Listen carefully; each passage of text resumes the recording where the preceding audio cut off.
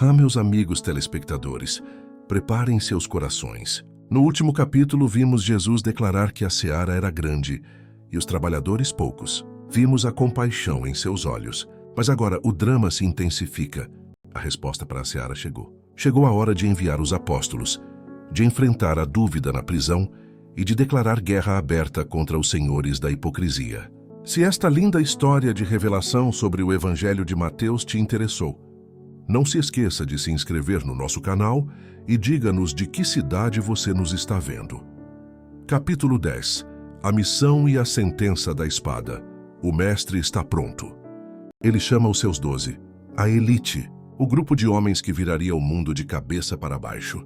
Primeiro Simão, a quem ele chama de Pedro, a rocha, e André, seu irmão, o primeiro a segui-lo. Tiago e João, os filhos de Zebedeu, os filhos do trovão com seus temperamentos explosivos. Filipe e Bartolomeu. Tomé, o que duvidaria. E Mateus, o publicano, o traidor que encontrou a graça. Tiago, filho de Alfeu e Tadeu. Simão, o zelote, o radical político. E o último, Judas Iscariotes, aquele que o trairia. Que elenco, meus amigos, que mistura de pescadores, cobradores de impostos e radicais. E Jesus lhes dá poder. Poder sobre espíritos imundos para os expulsar. Poder para curar todas as enfermidades e moléstias. A missão é clara, mas há uma reviravolta. Não ireis pelo caminho dos gentios, nem entrareis em cidade de samaritanos. Mas ide antes as ovelhas perdidas da casa de Israel. A salvação primeiro para os de casa. E a ordem é urgente. Curai os enfermos, limpai os leprosos, ressuscitai os mortos, expulsai os demônios. E a regra de ouro. De graça recebestes, de graça dai. Mas aqui, meus caros, começa o drama da vida real. A guerra. Jesus os alerta. Ele não os envia em segurança. Ele os envia como ovelhas ao meio de lobos. Ele exige: sede, pois, prudentes como as serpentes e simples como as pombas. E o aviso: a profecia da traição? Acautelai-vos, porém, dos homens, porque eles vos entregarão aos sinédrios e vos açoitarão nas suas sinagogas. Vós sereis levados à presença dos governadores e dos reis por minha causa. Mas não temam. Quando vos entregarem, não vos dê cuidado como ou o que haveis de falar, porque naquela mesma hora vos será ministrado o que haveis de dizer, porque não sois vós quem falará, mas o Espírito de vosso Pai é que fala em vós.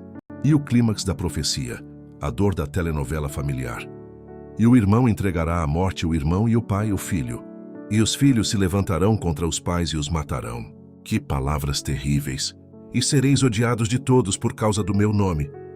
A única salvação, aquele que perseverar até ao fim será salvo. A perseguição será tão intensa que ele ordena: quando vos perseguirem nesta cidade, fugi para outra, porque em verdade vos digo que não acabareis de percorrer as cidades de Israel sem que venha o Filho do Homem. O discípulo não é maior que o mestre. Se ao pai de família chamaram Beelzebu, quanto mais aos seus domésticos. Se me acusaram de ser o diabo, o que não farão com vocês? Portanto, não os temais. A grande revelação, porque nada há encoberto que não haja de revelar-se, nem oculto que não haja de saber-se. O que eu vos digo às escuras, dizei-o à luz do dia, e o que escutais ao ouvido, pregai-o sobre os telhados. E o medo? O que temer? Não temam os que matam o corpo e não podem matar a alma. Temam antes aquele que pode fazer perecer no inferno a alma e o corpo. 2 passarinhos não se vendem por 1 centavo, e nenhum deles cairá em terra sem a vontade de vosso Pai. E até os cabelos da vossa cabeça estão todos contados. Não temais, pois, mais valeis vós do que muitos passarinhos. E a sentença final da lealdade. Qualquer que me confessar diante dos homens, eu o confessarei diante de meu Pai. Mas qualquer que me negar diante dos homens, eu o negarei também diante de meu Pai. É aqui, meus amigos, a reviravolta mais chocante. O príncipe da paz declara: não cuideis que vim trazer a paz à terra. Eu não vim trazer paz, mas espada. A espada da divisão, a escolha. Eu vim pôr em dissensão o homem contra seu pai, a filha contra sua mãe. Os inimigos do homem serão os da sua própria casa. O amor por ele deve ser supremo. Quem ama o pai ou a mãe mais do que a mim não é digno de mim. Quem ama o filho ou a filha mais do que a mim não é digno de mim. E a cruz? Quem não toma a sua cruz e não segue após mim não é digno de mim. Perder para ganhar. Quem achar a sua vida, perdê-la-á. E quem perder a sua vida por minha causa, achá-la-á. Os 12 partem. E o mestre continua sua jornada. Capítulo 11. A dúvida na prisão e o fardo. Leve o cenário muda. A luz dá lugar às sombras. Estamos numa masmorra fria e úmida. João Batista, o maior dos profetas, aquele que batizou Jesus, aquele que viu o céu se abrir, agora está preso, acorrentado, esperando a morte nas mãos do rei Herodes. E na escuridão, a dúvida, a terrível dúvida. Será que ele se enganou? Será que aquele Jesus que comia com pecadores era mesmo o Messias que ele anunciou? João envia seus discípulos. Eles vão até Jesus e lhe fazem a pergunta mais angustiante da novela. És tu aquele que havia de vir? Ou esperamos outro? Que punhalada no coração do mestre. A dúvida do seu próprio precursor. Mas Jesus não responde sim. A resposta dele é uma ação. Ide e anunciai a João as coisas que ouvis e vedes. Os cegos veem, os coxos andam, os leprosos são purificados, os surdos ouvem, os mortos são ressuscitados, e aos pobres é anunciado o Evangelho. E o recado final para João. E bem-aventurado é aquele que não se escandalizar em mim, que não duvidar de mim. Os discípulos de João se vão. E Jesus se vira para a multidão e defende a honra de seu amigo preso. Que fostes ver no deserto? Uma cana agitada pelo vento? Um covarde. Um homem vestido de roupas finas? Um bajulador de palácio? Um profeta? Sim, vos digo eu, e muito mais do que profeta. É deste de quem está escrito: eis que envio o meu anjo adiante da tua face. E a declaração bombástica. Em verdade vos digo que entre os nascidos de mulher não apareceu ninguém maior do que João Batista. Mas, a reviravolta, aquele que é o menor no reino dos céus é maior do que ele. O reino que Jesus trouxe era superior à lei que João representava. E o povo? Esse o povo. Desde os dias de João Batista até agora, se faz violência ao reino dos céus, e pela força se apoderam dele. Jesus desmascara a hipocrisia daquela geração. Mas a quem hei de comparar esta geração? É semelhante aos meninos que se assentam nas praças e clamam aos seus companheiros. Nós vos tocamos flauta, e não dançastes. Cantamos lamentações, e não chorastes. Eles rejeitaram a ambos. Veio João, que não comia nem bebia, e dizem: tem demônio. Veio o filho do homem, que come e bebe, e dizem: eis aí um homem comilão e beberrão, amigo de publicanos e pecadores. Eles nunca estavam satisfeitos. E então a dor da rejeição. Jesus começa a lançar em rosto as cidades onde operara maravilhas por não se terem arrependido. Ai de ti, Corazim! Ai de ti, Betsaída! Porque se em Tiro e Sidom, cidades pagãs, fossem feitos os milagres, há muito teriam se arrependido. E tu, Cafarnaum, a sua própria cidade, porventura serás elevada até ao céu, serás abatida até ao inferno. Porque se em Sodoma tivessem sido feitos os prodígios, ela permaneceria até hoje. O julgamento será terrível, mas no meio dessa dor, a maior revelação da fé. Jesus se volta ao Pai. Graças te dou, ó Pai, Senhor do céu e da terra, que ocultaste estas coisas aos sábios e instruídos e as revelaste aos pequeninos. Sim, ó Pai, porque assim te aprouve. E então, meus amigos, o convite mais doce e apaixonado de toda a Bíblia, o clímax da esperança. Jesus se vira para a multidão cansada, para nós, e diz: vinde a mim todos os que estáis cansados e oprimidos, e eu vos aliviarei. Tomai sobre vós o meu jugo, e aprendei de mim, que sou manso e humilde de coração, e encontrareis descanso para as vossas almas. Porque o meu jugo é suave, e o meu fardo é leve. Que promessa! Que alívio! Capítulo 12. A guerra pelo sábado e a blasfêmia imperdoável. O fardo era leve, mas a guerra estava declarada. A cena muda. É sábado. O dia sagrado.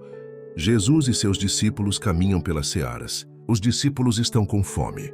E eles fazem o impensável. Começam a colher espigas e a comer. Os fariseus, sempre à espreita, atacam. Eis que os teus discípulos fazem o que não é lícito fazer no sábado. A acusação de violação da lei. Mas Jesus, o mestre da lei, os destrói com a própria lei. Não tendes lido o que fez Davi quando teve fome, ele e os que com ele estavam? Como entrou na casa de Deus e comeu os pães da proposição, que não lhe era lícito comer, nem aos que com ele estavam, mas só aos sacerdotes. Ou não lestes na lei, que aos sábados os sacerdotes no templo violam o sábado e ficam sem culpa? E a bomba. Pois eu vos digo que está aqui quem é maior do que o templo. Ele os acusa de ignorância.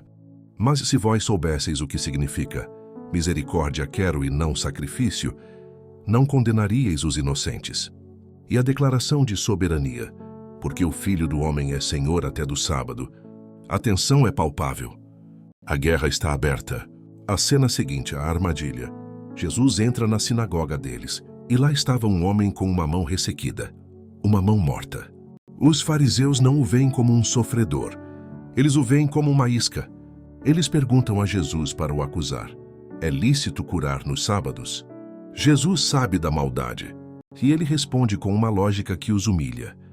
Qual dentre vós será o homem que, tendo uma ovelha, se esta no sábado cair numa cova, não lançará mão dela e a levantará? Pois quanto mais vale um homem do que uma ovelha? E o veredito: é lícito fazê-lo bem nos sábados. Ele não espera pela resposta. Ele se vira para o homem. Estende a tua mão. O homem a estendeu, e ela foi restaurada sã como a outra. E os fariseus? Eles celebraram? Não. Aquele milagre selou o destino de Jesus. E os fariseus, tendo saído, conspiraram contra ele para o matarem. O ponto sem retorno. A conspiração para o assassinato começou. Jesus se retira, mas a multidão o segue. Ele cura a todos. Ele cumpre a profecia de Isaías: eis aqui o meu servo, não contenderá nem clamará, e no seu nome esperarão os gentios. Mas o diabo não desiste. Trouxeram-lhe um endemoniado cego e mudo, a condição mais desesperadora. E Jesus o curou.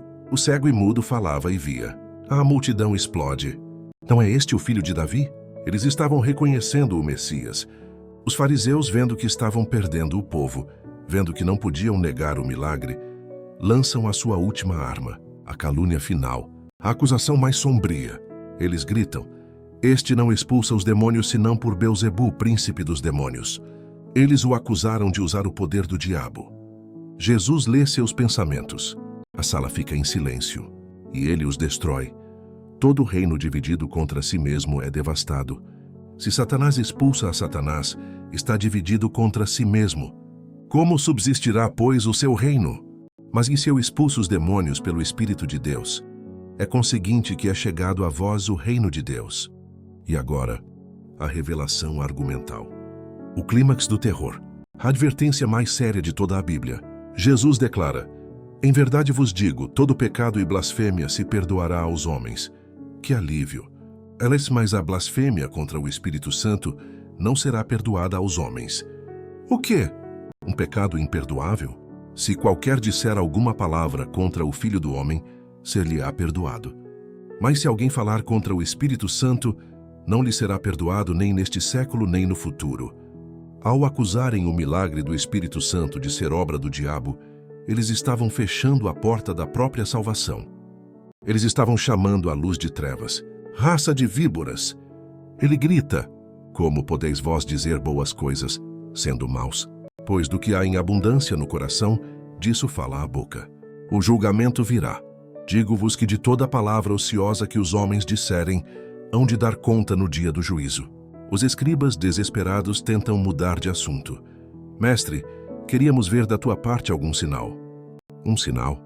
Depois de tudo o que viram, a resposta de Jesus é fria. Uma geração má e adúltera pede um sinal, e nenhum sinal lhe será dado, senão o sinal do profeta Jonas. O sinal da morte. Pois como Jonas esteve 3 dias e 3 noites no ventre da baleia, assim estará o Filho do Homem 3 dias e 3 noites no seio da terra. Ele estava profetizando sua própria morte e ressurreição. E o juízo? Os ninivitas, pagãos, se levantarão no juízo com esta geração e a condenarão, porque se arrependeram com a pregação de Jonas. E eis que está aqui quem é maior do que Jonas. A rainha do sul, pagã, se levantará e condenará esta geração, porque veio dos confins da terra para ouvir a sabedoria de Salomão. E eis que está aqui quem é maior do que Salomão.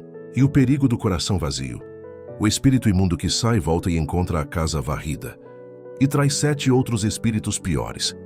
E o último estado daquele homem é pior do que o primeiro. Assim acontecerá também a esta geração má. E o grande finale. A última reviravolta desta novela. Enquanto ele falava, sua família chega. Sua mãe Maria e seus irmãos ficam do lado de fora. Eles querem falar com ele. Alguém grita: "Eis que estão ali fora tua mãe e teus irmãos que querem falar-te." Todos esperavam que ele parasse tudo para atender a família. Mas Jesus, olhando para a multidão, para seus discípulos, redefine o sangue, redefine a lealdade. Ele pergunta: "Quem é minha mãe? E quem são meus irmãos?" E estendendo a mão para os seus discípulos, ele declara a verdadeira família de Deus. "Qualquer que fizer a vontade de meu Pai, que está nos céus, este é meu irmão, e irmã, e mãe." Que final! Da espada que separa famílias, ao sangue de Cristo que cria uma nova. Meus amigos, que jornada! Da missão perigosa à dúvida na prisão, da guerra pelo sábado à blasfêmia imperdoável, e a revelação final de que a verdadeira família não é a do sangue, mas a da obediência.